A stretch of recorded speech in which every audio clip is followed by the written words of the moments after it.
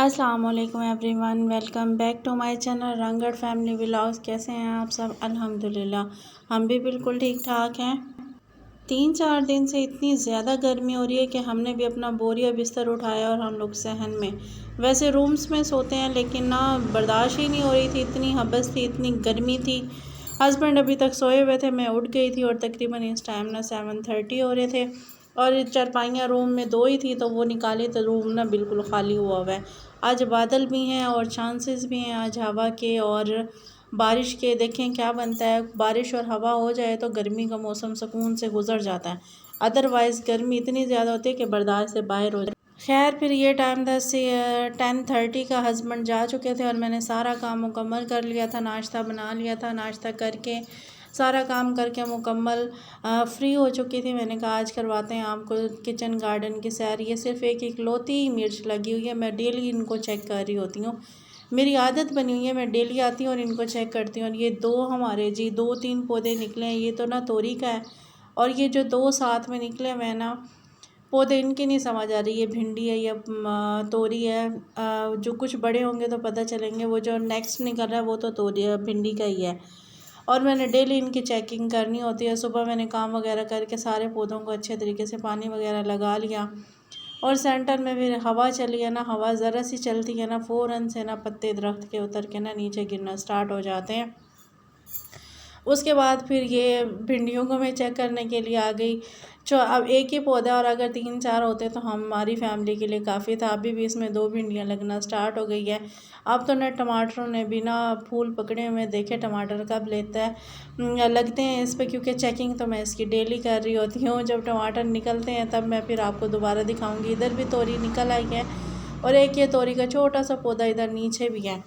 Checking कर करके ना मुझे ना अंदाज़ा हो गया अब, लेकिन बहुत सारी चीज़ों का ना अभी भी पता नहीं चलता। हस्बैंड से पूछ रही होती हूँ।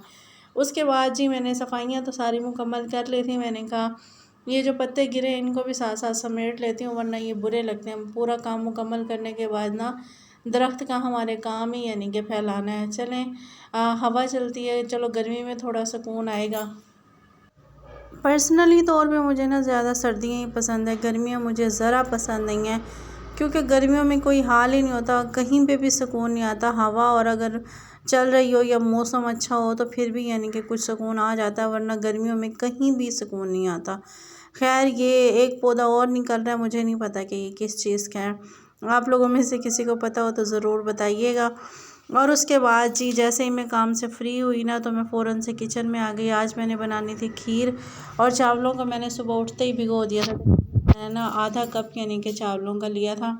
उनको भिगो के फिर मैंने अच्छे तरीके से ना हाथ से ही क्रश कर लिया, क्योंकि हम मशीन वाला ना इस्तेमाल नहीं करते। फिर मैंने यानी कि आधा पानी और आधा दूध डाल के चावलों को इसके अंदर डाल के चावलों को अच्छे तरीके से गला लिया था। जब चावल गल गए तो फिर मैंने इसको ना घोटने की मदद से, हम तो इसको घोटना ही बोलते हैं, आप लोग अपनी ज़बान में क्या कहते हैं, कुछ लोग घोटना भी कहते हैं, घमना भी कहते हैं, मुख्तलिफ़ ज़बानों में मुख्तलिफ़ इसके नाम हैं।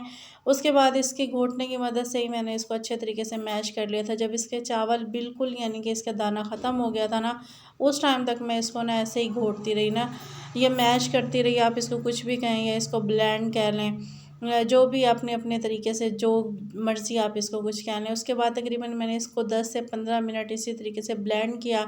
जब चावलों का दाने अच्छे तरीके से इसके अंदर मैश हो गए तो फिर बाकी बचा हुआ दूध भी मैंने ना इसी के अंदर शामिल कर दिया।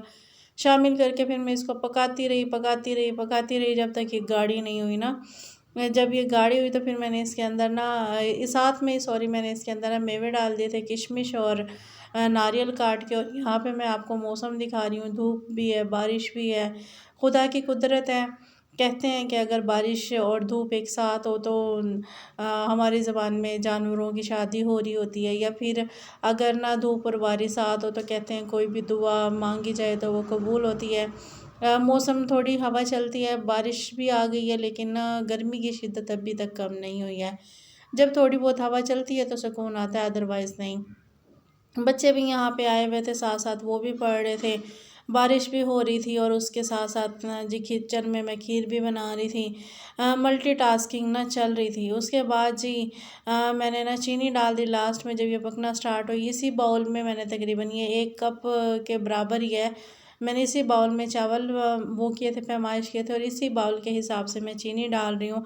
पहले मैंने इतनी डाली थी, लेकिन जब मैंने इसको टेस्ट किया तो इसकी ना चीनी थोड़ी कम थी, मैंने मीठा इसके अंदर ना और शामिल कर दिया। फिर मैंने इसको मज़ीद पकाया, क्योंकि मुझे अभी ना ये पतली लग रही थी। थोड़ा और पकाने के बाद ना तकरीबन ये 3 से 4 घंटे पकी है। लो फ्लेम पे मैं इसको पकाती रही, और ये आप ना पतीले की हालत से भी अंदाज़ा लगा लिया होगा आपने, क्योंकि ना ये देखें ना तकरीबन ना एक हिस्सा इसका जल चुका है और एक हिस्सा बचा हुआ है। और इससे मैं ज़्यादा मज़ीद गाढ़ी करूँगी ना तो ये और ज़्यादा यानी कि गाढ़ी हो जाएगी, फिर इतनी अच्छी नहीं लगती। फिर मैंने इसी स्टेज पे ना उतार लिया था। जैसे ही मैंने खीर को उतारा, साथ साथ मैंने आलू बॉयल होने के लिए रख दिए थे। आलू बॉयल हुए, साथ साथ फिर मैंने ना, आज मेरा इरादा था समोसे बनाने का, उसका बैटर मैंने मिक्स करना स्टार्ट कर दिया। इसके अंदर ना मैंने ज़ीरा थोड़ा सा, 1 चुटकी ज़ीरा और यानी कि 1.5 चुटकी मैंने इसके अंदर नमक डाला, और तकरीबन 2 टेबल स्पून मैंने इसके अंदर ना ऑयल के डालें, और फिर इसको अच्छे तरीके से गूँध लिया।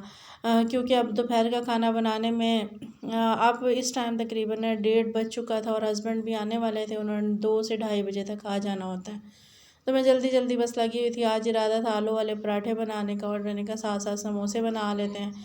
मैंने इसको जल्दी से गूँधा, आटे को गूँध के फिर, और साथ साथ मैंने ना आटा भी गूँध के रख लिया। आटा गूँध के ना थोड़ी देर मैंने आटे को गीला करके ऐसे ही रख दिया, ताकि यानी कि वो पानी को ऑब्ज़र्व कर लें, और फिर बाद में मैंने उसको अच्छे तरीके से गूँध लिया था, और इस तरह बहुत अच्छा गूँधता है। और उसके बाद मैंने आलूओं को छील लिया था, और जब हस्बैंड आए फिर मैंने खाना बना लिया था। वो मैंने फिर क्लिप लिया ही नहीं, और आज का व्लॉग मेरा यहीं तक था। अगर पसंद आए तो लाइक, शेयर और सब्सक्राइब कर दीजिएगा। दुआओं में याद रखिएगा, अपना ख़याल रखिएगा। मेरी तरफ़ से अल्लाह हाफ़िज़।